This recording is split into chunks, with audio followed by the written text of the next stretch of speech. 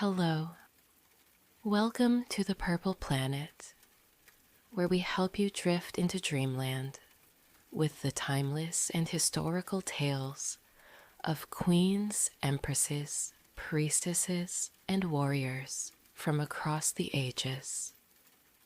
As you begin to relax and your eyes grow heavier, allow yourself to drift backward through the hush of centuries, through the gentle folds of time. Let the world around you soften, shadows growing longer, as a quiet evening settles over your thoughts. Across the shifting sands of antiquity, the Queen of Sheba stands as one of history's most enigmatic figures, a sovereign whose legend has echoed through the corridors of time, transcending cultures, faiths, and empires.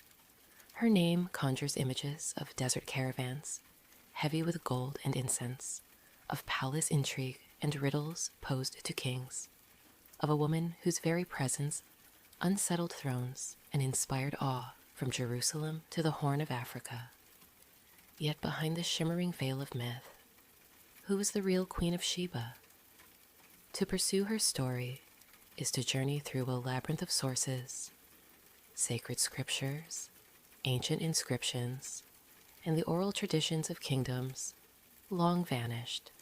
The Hebrew Bible describes her as a wise and wealthy monarch, a seeker of wisdom who traveled to test King Solomon with riddles and to bear gifts of unimaginable splendor. The Qur'an weaves a tale of a sun-worshipping queen named Bilqis, whose encounter with Solomon marks a turning point of faith and sovereignty. Ethiopian chronicles, especially the Kebra Nagast, bestow upon her the name Makeda and cast her as the matriarch of a royal dynasty that claims descent from both Sheba and Israel. Modern historians, meanwhile, sift through fragments, Sabaean inscriptions carved into stone, the ruins of Merib's great dam, and the scattered remains of incense altars to piece together a civilization that flourished where Africa meets Arabia. The boundaries between fact and fable blur, yet each account, whether sacred or secular, contributes a thread to the tapestry of her legend. This narrative seeks to unravel that tapestry, weaving together the strands of politics, trade, and religion that defined the ancient world, and exploring how myth and memory have shaped the legacy of a queen whose true face remains just out of reach. Through the lens of history and the echoes of tradition, we ask, who was the Queen of Sheba? Was she a cunning politician, a spiritual seeker, a symbol of feminine wisdom, or all these at once? In the story that follows, we will traverse the arid valleys of South Arabia and the lush highlands of Ethiopia, explore the power centers of ancient trade, and enter the dazzling halls of Solomon's Jerusalem. We will examine the religious beliefs that shaped her world, the political ambitions that drew her to distant courts, and the enduring allure that has made her a muse for artists, poets, and rulers alike.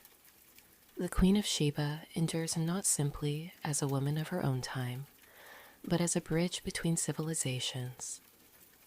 Her legend a testament to the human longing for wisdom, adventure, and the mysteries that lie just beyond the horizon. In the cradle of the southern Arabian Peninsula, where the desert met the mountains, and monsoon winds carried the scent of distant seas, there once flourished a kingdom whose wealth and influence dazzled the ancient world. The Sabaean kingdom, known to the Greeks as Saba, and to later generations as Sheba, emerged between the 10th and 6th centuries BCE, occupying the region that is now modern-day Yemen, and, as some traditions and archaeological findings suggested, extending its reach into the Horn of Africa, encompassing parts of today's Ethiopia and Eritrea. The heart of Sheba beat in Marib, a city that rose from the arid plain like a vision of prosperity. The city's fortunes depended on the lifeblood of trade. Sheba lay astride the incense route, a network stretching from the fabled mines of southern Arabia, northward through the deserts, and into the bustling markets of the Mediterranean. Frankincense and myrrh, once worth their weight in gold, traveled this path, resins harvested from hardy trees, destined for the temples of Egypt, the altars of Greece, and the rituals of Israel. Agriculture, too, shaped Sheba's destiny. The Marib Dam, an engineering marvel of its age, harnessed the seasonal rains, transforming valleys into fertile fields. According to inscriptions, the dam's origins reached back at least to the 8th century BCE, and its repair and expansion became a symbol of Sabaean ingenuity and communal effort. The prosperity generated by these fields and orchards supported not only the local population, but a cosmopolitan elite, the merchants, priests, and rulers, whose ambitions radiated outward across the region. Sheba's society was steeped in ritual and governed by complex hierarchies.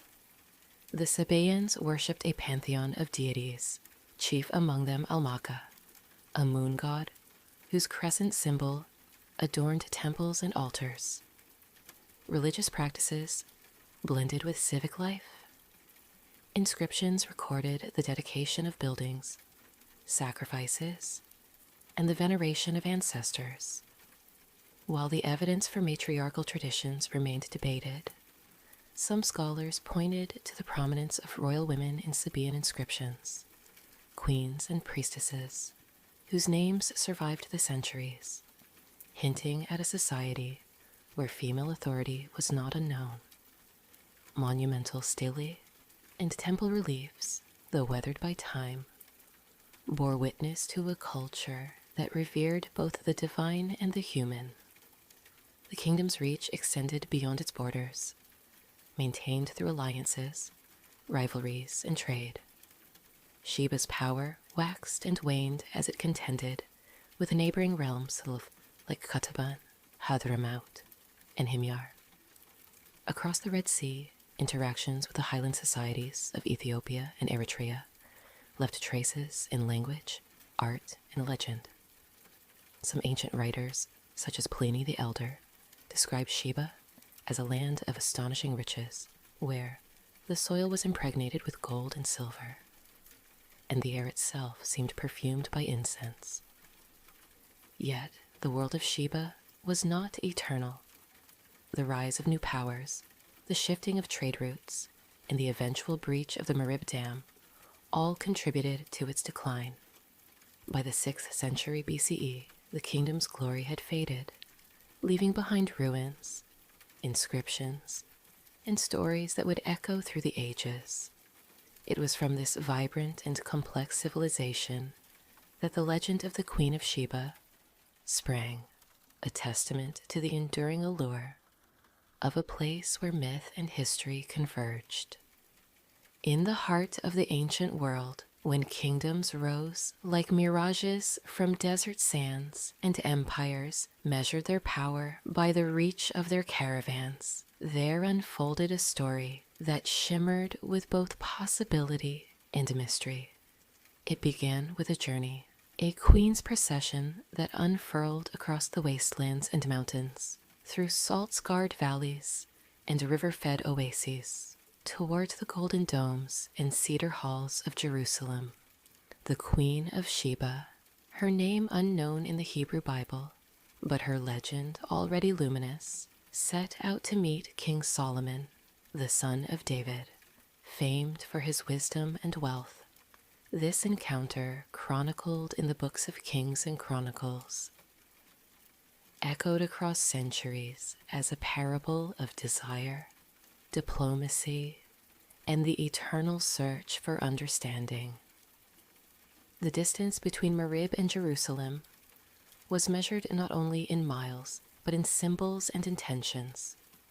The queen's retinue, camels laden with gold, rare spices, and precious stones, glittered in the sun, a moving tapestry of wealth and power. Her approach was more than a visit. It was a statement to the world's powers, a demonstration that Sheba's sovereign was an equal among kings. Some scholars suggested her journey was both diplomatic and commercial, to test the wisdom of Solomon, to forge alliances, and to negotiate trade between the incense-laden valleys of Arabia and the burgeoning markets of Israel. In the biblical account, 1 Kings 10, 1-13, 2 Chronicles 9, 1-12, the queen arrived in Jerusalem with a very great caravan, bearing camels laden with spices and very much gold and precious stones. She came, the text said, to prove him with hard questions. The court of Solomon was a place heavy with expectation, its walls echoing with the music of psalms and the murmur of interpreters. The queen entered, a figure at once foreign and familiar, veiled in mystery, yet regal in bearing. She spoke her riddles, testing the king with enigmas drawn from the well of ancient wisdom. What did she ask? The scriptures were silent, but tradition filled the silence with riddles about the nature of life, the origins of good and evil, the cycles of the moon, the meaning of justice. Solomon, for his part, was a monarch steeped in legend, one whose throne was said to be inlaid with ivory and gold, whose wisdom surpassed the sages of Egypt and Babylon. He answered her questions with clarity and grace, revealing perhaps not only cleverness, but empathy, a meeting of intellects, not merely a contest of pride. The queen, in turn, was deeply impressed, declaring that the half was not told me. Thy wisdom and prosperity exceed the fame which I heard. Their exchange was not limited to words. She bestowed upon him a bounty of gifts, 120 talents of gold, and of spices very great store, and precious stones. It was said that there came no more such abundance of spices as these which the Queen of Sheba gave to King Solomon. In return, Solomon gave to the queen all her desire whatsoever she asked, gifts and honors fit for a sovereign. Yet, beneath these formalities, the story throbbed with undercurrents of possibility. Biblical commentators, ancient and modern, have speculated about the true nature of their encounter. Was it a shrewd negotiation between equals, each seeking advantage in trade and politics? Did it mark the forging of an alliance, a pact sealed with gifts and mutual respect? Or was it, as some later traditions would insist, a romance, a meeting of hearts as well as minds? The text hinted, then receded, leaving generations to wonder. Jewish tradition, preserved in the Midrash and Talmud, embroidered the story further, describing the queen as a woman of dark and beautiful countenance, a seeker of wisdom, who recognized Solomon's unique relationship with the divine. Christian writers, from the Church Fathers onward, saw in her a symbol of the Gentile world, coming to the God of Israel, her gifts prefiguring the Magi who would one day kneel before another king in Jerusalem. The encounter became a metaphor for the union of wisdom and wealth, for the allure of distant lands, and for the mysterious power of feminine sovereignty. In the Islamic world, the queen appeared as Bilqis, her story given new shape in the Qur'an, where her journey culminated not only in admiration for Solomon, but in spiritual transformation. But even within the Hebrew texts, her legacy lingered. When she returned to her country, she carried with her more than treasures. She bore the memory of a meeting that had changed the course of 2 kingdoms. The tale of Sheba and Solomon was not merely a love story or a diplomatic episode. It was a meditation on power, the power of intellect, of beauty, of wealth, and of curiosity. 2 monarchs separated by geography and culture met in the charged space between myth and reality. Their encounter reverberated across centuries, retold in mosaics, illuminated manuscripts, and whispered in the corridors of palaces. It became a pattern for all who would seek wisdom in distant places, or who would wonder what might happen when 2 great souls, shaped by their worlds, met beneath the gaze of history. Some believed that the queen had left Jerusalem with more than gifts, that she bore a child, a living link between Sheba and Israel. Others insisted that their meeting was symbolic, their exchange a lesson in humility and the sharing of knowledge.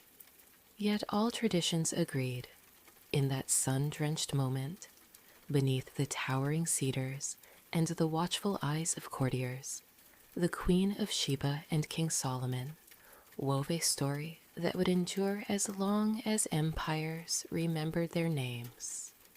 Centuries after the Queen of Sheba's legendary visit to Jerusalem, her story found new life and deeper resonance in the sacred verses and storytelling traditions of the Islamic world. In the Qur'an, she appeared as Bilqis, a queen whose encounter with Solomon, Suleiman, revealed not only the subtle dance of diplomacy, but also the profound workings of faith, wisdom, and transformation. Where the biblical account hinted at riddles and alliances, the Quranic narrative unfolded with the poetic cadence of parable, inviting listeners to ponder the mysteries of power and the meaning of submission to the divine. The tale wove itself through Surah An-Naml 27:20-44, where Solomon ruled not only over men, but over birds, jinn, and the hidden forces of creation. It was the hoopoe bird, a creature both ordinary and magical, who brought news of a distant land, ruled by a woman. I have come to you from Sheba, with sure news. Indeed, I found there a woman, ruling over them, and she has been given of all things, and she has a great throne. The people of Sheba, the hoopoe revealed, worshipped the sun instead of God. Solomon, wise and commanding, dispatched a letter borne by the bird's wings, inviting Bilqis to abandon idolatry and submit to the worship of one God. The queen, portrayed as thoughtful and cautious, sought counsel from her advisors, weighing the risks of war and the prospects of peace. Tradition remembered her as a ruler, skilled in statecraft, neither impulsive nor easily swayed. Her response was diplomatic, a gift sent to Solomon, a gesture both respectful and testing, to discern whether his power was as great as his words claimed. But Solomon, unmoved by riches, demonstrated his own might. He summoned his court, and with the aid of a jinn, caused Bilqis's throne to be transported from Sheba to Jerusalem in the blink of an eye, a miracle meant to humble and awe. When Bilqis entered Solomon's palace, she was led across a floor of glass so clear that she mistook it for water, lifting her skirts in astonishment. The moment, rendered in the Qur'an with evocative brevity, spoke to the boundaries between illusion and reality, the limits of human perception, and the wonder that could accompany revelation. Awed by Solomon's power and moved by the signs she witnessed, Bilqis declared her faith, "My lord, indeed I have wronged myself. and I submit with Solomon to Allah, Lord of the worlds. Her conversion, described without fanfare or coercion, became a symbol of wisdom, of a ruler who recognized the limits of her own knowledge and chose a higher path. Islamic tradition, in contrast to some earlier sources, did not sexualize or romanticize their relationship. Instead, it emphasized mutual respect, the triumph of monotheism, and the queen's capacity for humility and discernment. In later Islamic literature, storytellers and commentators enriched the narrative with details that shimmered on the border of myth. They imagined Bilqis's throne as a marvel of craftsmanship, adorned with jewels and guarded by secret mechanisms. They described her as possessing both beauty and intellect, a sovereign whose leadership defied the expectations of her time. Some recounted that she ruled over a people whose society was unusually matriarchal, while others speculated about her lineage, ancestry, and the fate of her descendants. Yet the core themes remained constant. The Queen of Sheba in the Islamic imagination embodied the journey from worldly splendor to spiritual enlightenment, from the worship of the sun to the embrace of the One. Her story was not merely a record of ancient diplomacy, but a meditation on the qualities of true leadership: curiosity, humility, and the courage to change. Through the verses of the Qur'an and the tales that followed, Bilqis's legend continued to guide the faithful and intrigue the curious, a bridge between the distant past and the ongoing search for meaning. High in the green and mist-cloaked highlands of Ethiopia, where ancient churches clung to cliffs and rivers carved valleys into the earth, the story of the Queen of Sheba assumed a new and profound form. Here she was known not as an unnamed monarch or as Bilqis, but as Makeda, the queen whose journey would shape the destiny of a nation. The tale found its fullest voice in the Kebra Nagast, or the Glory of Kings, a monumental text composed in the 14th century, but drawing on centuries of oral tradition, folklore, and ecclesiastical lore. In Ethiopia, the Queen of Sheba was not a distant foreigner. She was a founding mother, the progenitor of kings, and the living soul of a people's faith and identity. The Kebra Nagast spun a tale both familiar and startlingly original. Makeda, sovereign of Ethiopia, heard whispers of a king in Jerusalem, whose wisdom surpassed that of all others. Driven by curiosity and the counsel of her advisors, she resolved to undertake the arduous journey north, a voyage that crossed deserts, mountains, and the shifting borders of kingdoms. Her retinue carried gifts of ivory, gold, and spices, symbols not only of wealth, but of a sovereign's dignity and intent. The world through which Makeda traveled was one of ancient connections. Ethiopian merchants had long traded along the Red Sea, and the story echoed with the possibility of real encounters between the peoples of Africa and Israel. When Makeda arrived at Solomon's court, the narrative took on both grandeur and intimacy. Solomon, regal in wisdom and hospitality, received her with honor. Their conversations, according to the Kebra Nagast, delved into the mysteries of creation, the nature of God, and the responsibilities of kingship. The queen, in turn, posed riddles and questions, testing the depth of Solomon's insight. A spirit of respect and admiration grew between them, a recognition that crossed boundaries of geography and belief. The Ethiopian tradition, unlike its biblical or Quranic counterparts, did not shy away from intimacy. The Kebra Nagast recounted that, on the eve of her departure, Makeda and Solomon shared a fateful night together. Their union was framed not as scandalous, but as the fulfillment of destiny. From this union, Makeda bore a son, Menelik. When he came of age, she sent him to Jerusalem to meet his father. Solomon, recognizing the young prince, honored him and sought to bind him to Israel.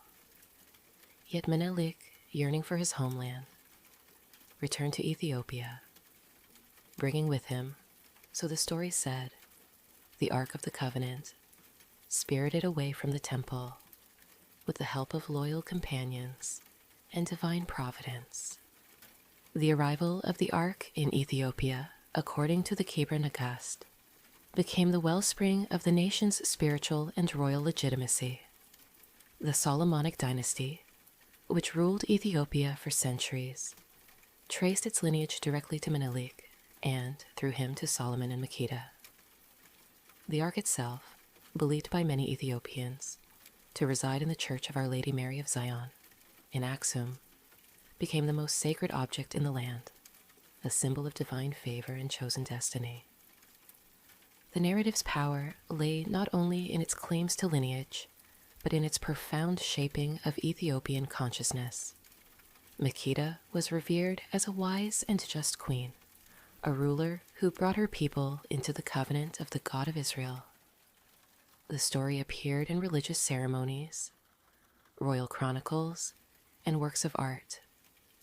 It was chanted in churches, painted on monastery walls, and echoed in the songs of the faithful. The Ethiopian Orthodox Church wove the legend into its liturgy, intertwining national history with sacred story. Yet, the Kebra Nagast was more than a chronicle of kings. It was a meditation on the meaning of belonging, the mingling of cultures, and the transmission of wisdom across generations. Makeda's journey symbolized the search for knowledge and the courage to cross thresholds, geographical, spiritual, and personal. Her legacy, enshrined in the very identity of Ethiopia, endured through centuries of struggle and triumph, a reminder that history and myth, when braided together, could give rise to nations. So it was that the Queen of Sheba, as Makeda, lived on, in the prayers of emperors, the dreams of poets, and the hearts of a people who trace their origins to her fateful meeting with Solomon beneath the ancient sun, even as the legends of Sheba flourished in scripture and song.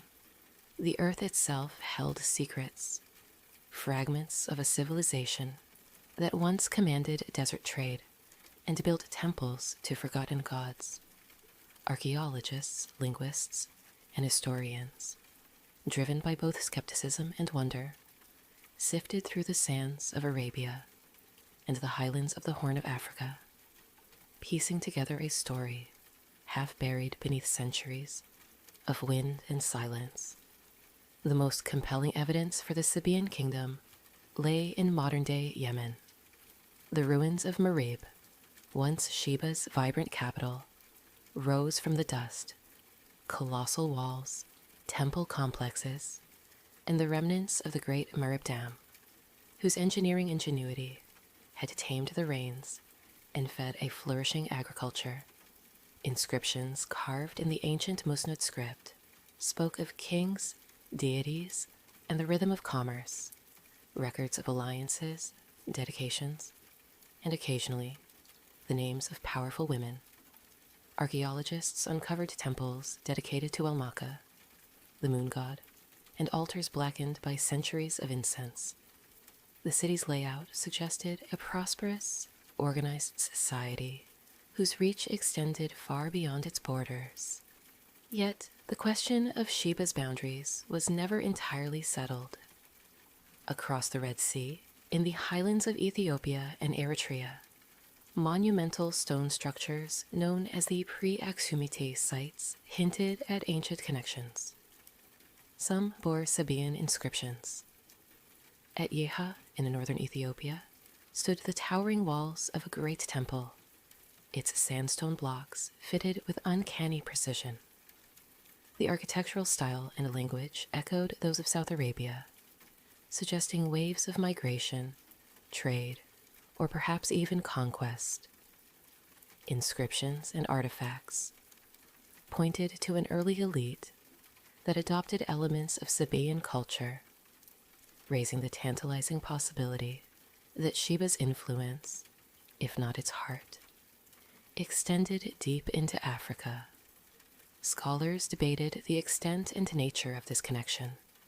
Some argued that the true Sheba lay in Yemen and that Ethiopian traditions reflected later cultural borrowing, filtered through centuries of trade and religious exchange. Others, noting the richness of Ethiopian legends and the archaeological finds at Yeha and elsewhere, proposed a more integrated vision, a trans-Red Sea civilization with power centers on both shores, bound by commerce, kinship, and myth. The debate was sharpened by the scarcity of direct evidence linking a historic queen to either region. No inscription named a Queen of Sheba, no royal tomb yielded the unmistakable regalia of Makeda or Bilqis. The incense trade, mapped through ancient records, and the residues left in forgotten altars provided further clues. Caravans moved along routes that stitched Arabia, Africa, and the Levant together, carrying not only resin and gold, but stories, technologies, and faiths. The rise and fall of Sabaean power seemed to mirror shifts in these routes. When Roman and Parthian interests redirected commerce, Marib's fortunes waned, and new centers rose elsewhere. Despite decades of excavation, much remained speculative. The civil wars and political upheaval in Yemen limited access to key sites. In Ethiopia, centuries of erosion and rebuilding obscured the ancient layers. Every discovery, from a fragment of pottery to a line of script, sparked new theories and new challenges. Some scholars suggested that later traditions had embroidered the past, weaving fragments of history into grand designs. Others insisted that beneath layers of myth, the stories preserved genuine memories of a powerful queen and her kingdom. Yet, all agreed that the legend of Sheba could not be wholly dismissed. The alignment of archaeological, linguistic, and textual evidence, imperfect though it was, pointed to a civilization of astonishing sophistication, whose rulers, whether male or female, commanded respect across continents. The Queen of Sheba, whether a historical figure, a composite memory, or a symbol of cultural encounter, remained at the heart of this mystery. A beacon for all who sought to understand how myth and reality entwined in the earliest chapters of human civilization. Long after the stones of Marib grew cold and the courts of Jerusalem fell silent, the legend of the Queen of Sheba continued to kindle imagination and inspire awe. Her story, shaped and reshaped across continents and centuries, became not just a memory of antiquity, but a living symbol of wisdom, sovereignty, and the mysterious power of the feminine. Artists and poets found fertile ground in her tale. During the Renaissance, she appeared in oil and gold leaf, her entrance into Solomon's court painted with reverent detail, her bearing both regal and enigmatic. In the hands of Botticelli, Tintoretto, and Piero della Francesca, Sheba's image bridged worlds, a foreign queen bearing gifts and questions, shifting the balance of power with a glance or a word. Islamic miniaturists rendered her in luminous colors, her throne a marvel of geometry and jewels, her court suffused with sun and shadow. Ethiopian iconographers adorned church walls with visions of Makeda, a queen both beautiful and grave, her hands raised in blessing or inquiry, the ark never far from her side. In literature, her legacy echoed through the ages. Josephus, the first-century Jewish historian, recounted her visit to Solomon, adding layers of detail and speculation. Medieval storytellers embroidered her riddles, imagining contests of wit that tested the very limits of human understanding. In the Keber Nagast, she was not only a seeker, but a mother, a bridge between Israel and Ethiopia, faith and royalty. In the Islamic world, she became a paragon of humility and discernment, her conversion elevated as an example to rulers and believers alike. Opera, theater, and modern retellings carried her story further still. Handel's Arrival of the Queen of Sheba, with its jubilant orchestration, filled halls with echoes of her fabled procession. Writers from Rudyard Kipling to Toni Morrison drew upon her myth, finding in her story new meanings for their own times. Questions of identity, power, and the quest for wisdom in a fractured world. Yet, across all these tellings, certain themes endured. The Queen of Sheba remained a symbol of female authority in a world often ruled by men, a sovereign who commanded respect, not through conquest, but through intellect, diplomacy, and presence. She represented the allure and complexity of the other, a figure both admired and feared, whose difference became a source of fascination and sometimes anxiety. Her journey to Solomon's court embodied the crossing of boundaries, the possibility of dialogue between faiths and nations, the hope that wisdom might be found in distant lands. In Ethiopia, she was not merely a legend, but a national ancestor, her story woven into the very fabric of identity and belief. In the West, she became a muse for artists who sought to capture the beauty and enigma of power. In the Islamic world, she stood as a testament to the spiritual journey, one that began in the worship of the sun and ended in the light of monotheism. The Queen of Sheba's myth, endlessly retold, revealed as much about those who told it as about the woman at its heart.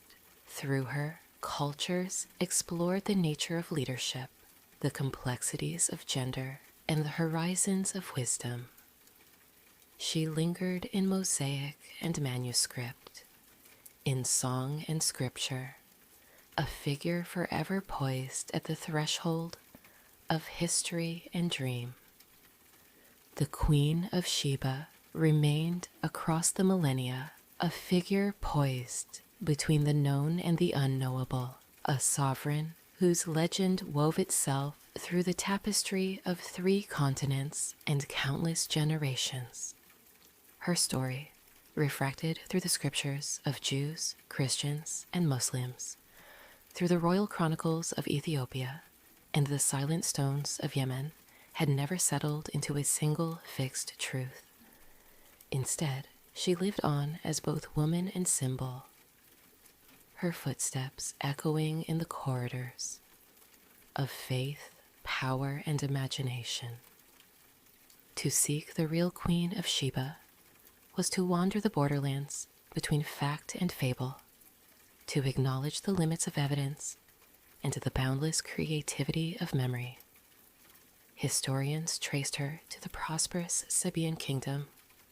Archaeologists unearthed fragments of her world, and scribes gave her names: Makeda, Bilqis, the Queen of the South. Yet it was in the questions she inspired that her enduring power truly lay. Was she a political strategist, a wise ruler, a bringer of gifts and riddles, a seeker of spiritual truth? Or was she, as so many traditions insisted, all of these at once? Through her story, the ancient world revealed itself, a place of restless trade and shifting borders, of women who wielded authority and men who honored wisdom wherever it appeared.